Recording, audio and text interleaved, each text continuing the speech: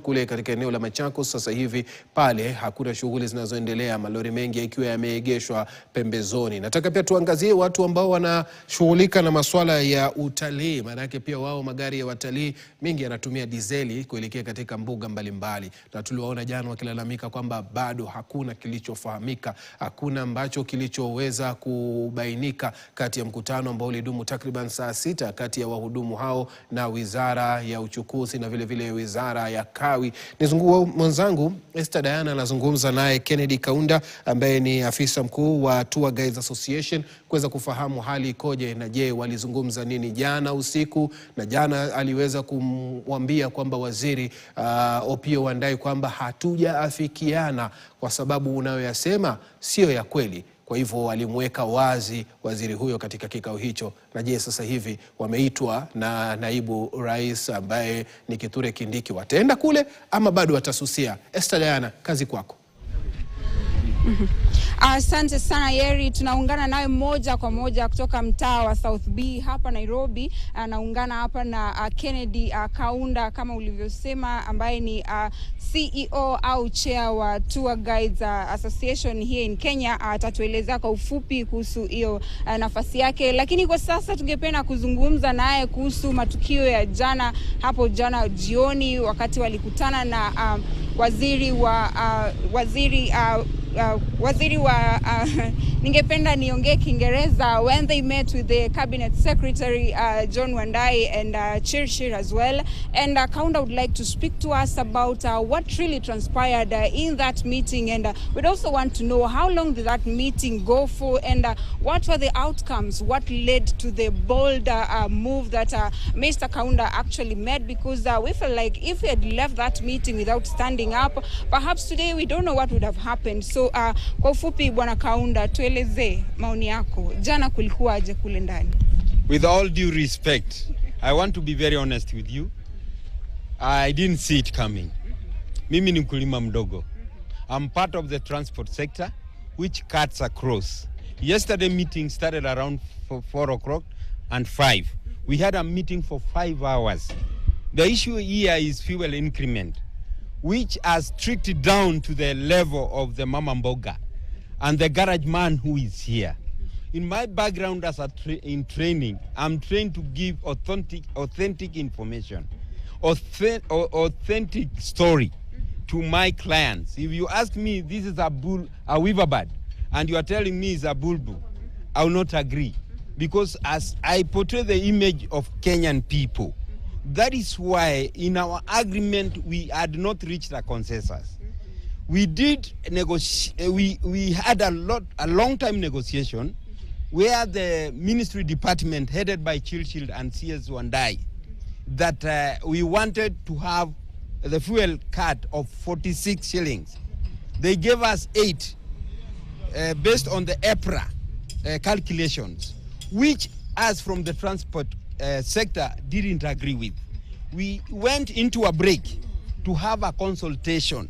In between, all of us, the stakeholders, which from the border to the transport sector, truck drivers, Ubers, everyone involved, we settled that let us be candid enough and give our goodwill to our government, which we love so much.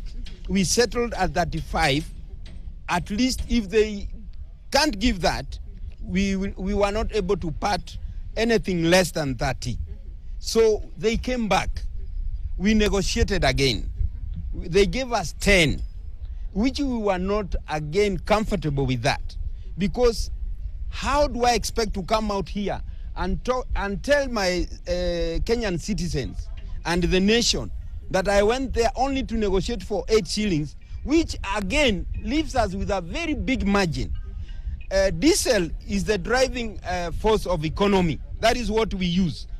Again, we had to take a break. So they came up and said, now, after this, we are going to have a press statement where we were going to issue a statement that there is no agreement reached. Okay, Bwana Kaunda, ningependa utueleze, unasema kwa ufupi jana CS Wandayi aliketi mbele ya kamera na akawadanganya mamilioni ya Wakenya. Well, that came to me as a surprise the way I've told you that from my background of training, I'm trained to give authentic information. C.I. Wandai had, I don't know what he was reading because I was so much behind. If you see in the camera, I actually came from behind, okay? I was not confronting anyone. I'm a law-abiding citizen, which believe in a rule of law. I wanted to pass a message which we had agreed on as stakeholders. So I felt what he was talking is different. I didn't know whether someone else went and changed whatever he was being read, and out of his curiosity, he just said what he was saying. So what I gave out to the members, to our Kenyan citizen, what was agreed on, that there was no agreement reached. And we know that our president is a very good man. He can hear us. We are his children. And we knew. We even tried to make them call him. Wherever he is, we can do a Zoom meeting so that they can talk to him. So that is why I felt and I was moved from the house that as one man who believes in myself, I had to come out and say out what we had agreed on. Na pengine kama vile umetueleza, we observed that a majority of the other sector players who are, some are even sitting next to the CS, but it was more like the press briefing was coming to a close and none had said anything. So can you tell us, if you had not stepped forward to say what you said, what do you think the situation would have been today? I tell you, I don't know whether I could have stood here today facing all these Kenyan citizens here to say that the government of Kenya has decided to give us 8 or 10 shillings. So that is why I had to leave them read their statement. And if you check very well, I did not confront anything and I did not break any protocol. I left them to speak, then I came in to issue a statement, which was clear to them as the government and clear to us as Kenyans. All right, na kwa upande ya tour travelers or tour operators, kwa ufupi tueleze pengine hii kupandishwa kwa bei ya mafuta, especially diesel, najua mnatumia sana, najua mama mboga wanaleta bidhaa mnatumia huko kwa lodges and stuff. So pengine utueleze mnaathirika kiasi gani? Tourism cuts across. The jeep that I drive, I have to come here I should bring it here to the garage so that the garage man can fix my car. I have to go to the spare in the hardware to buy that spare. I have to go take clients to eat food, which that mama mboga and people who are farmers take to the hotel and lodges. I am a tour guide. Remember that last year, all the tour operators, they depended on the quote which they had given the traveler, the tourists, either domestic or international.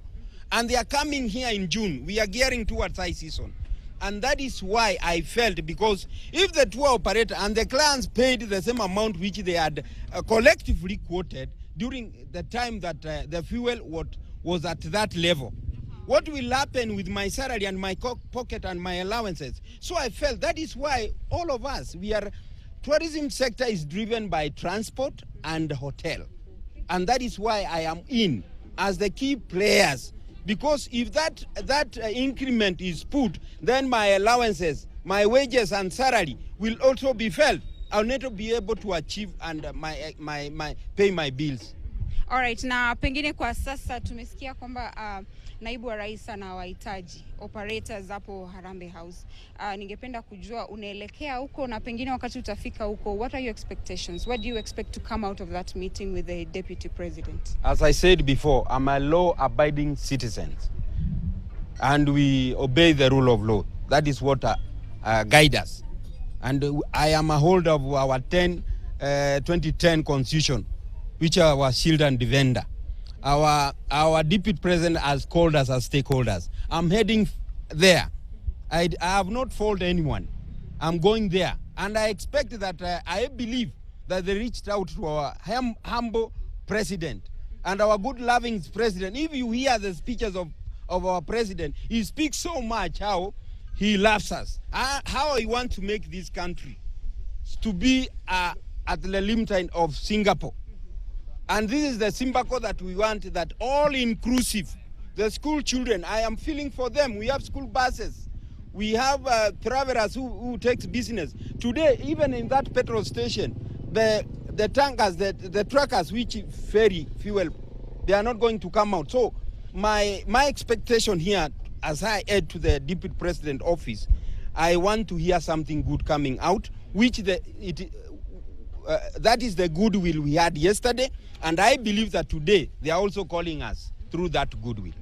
Chair, yes, Chair, what you did yesterday was actually bold of you, and not to incite, but we understand that some of the operators saying that politicians are trying to infiltrate this course. Perhaps given what you said yesterday, are you scared? Are you still bold? Are you still going to confront them if anything comes out of this? As yesterday, I didn't see this coming as I started my speech. I've been called. I didn't sleep until even now as we speak. People are making calls. There are other institutions which are threatening. They are calling my members to tell them that I am a disgrace. I cause an embarrassment. I want to tell them that we are here for one cause. What we are fighting for, it is not the Matatu thing. It is about the Kenyan issue, where all of us feed from. Tourism and agriculture is the most earning second economic need for our country. So for me, of course, actually, as I left, it's my wife who was calling me. I don't want to hide to anyone. Why should I hide? Of course, yes, I'm scared.